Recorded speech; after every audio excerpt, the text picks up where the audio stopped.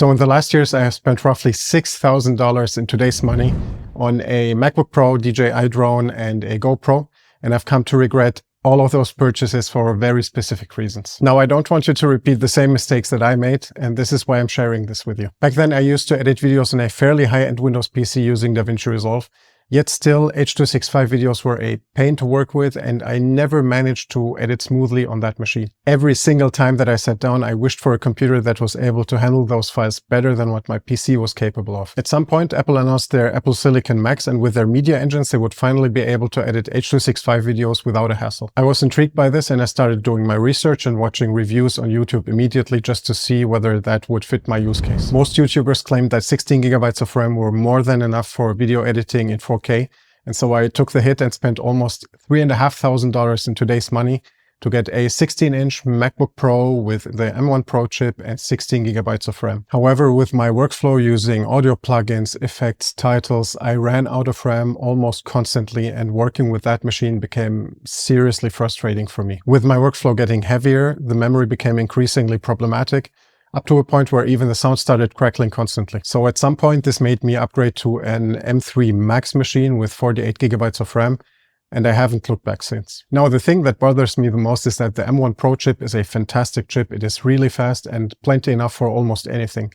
I just should have gotten the version with 32 gigabytes of RAM to avoid upgrading so early. Though the other 2 points I'm going to talk later on are much worse, my recommendation in this case is get 32 gigs of RAM at least if you plan on heavy video editing, and you'll be set for quite some time. Okay, next point. So I've been filming and video editing since I was 14, and I had been intrigued by drones for quite some time.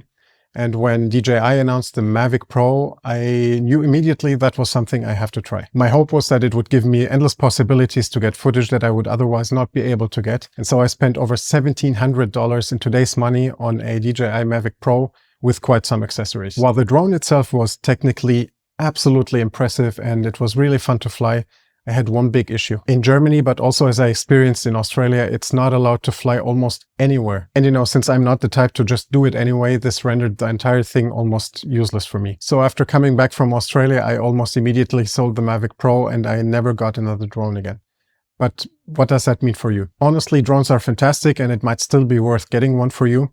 But I really urge you to do some research and think about your use cases, just to figure out whether what you plan to do with the drone is actually something you're allowed to. Still, as painful as this investment was, it was not nearly as frustrating as the next one. You see, I always had use cases for action cams, whether it's on vacation for swimming, snorkeling, hiking, or for filming behind the scenes footage when I'm doing some video work. I always wanted to have an action cam in my kit. At that time, I still had a GoPro Hero 5 Black and I wanted to upgrade.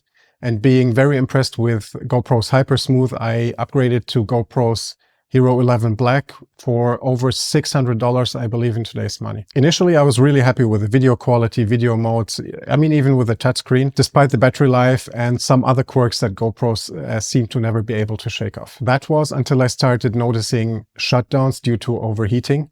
And at first, the first time that it happened, I didn't even notice that it had shut down until later when I noticed that footage was missing. This made it almost impossible for me to use the camera as a B-roll cam for behind-the-scenes footage.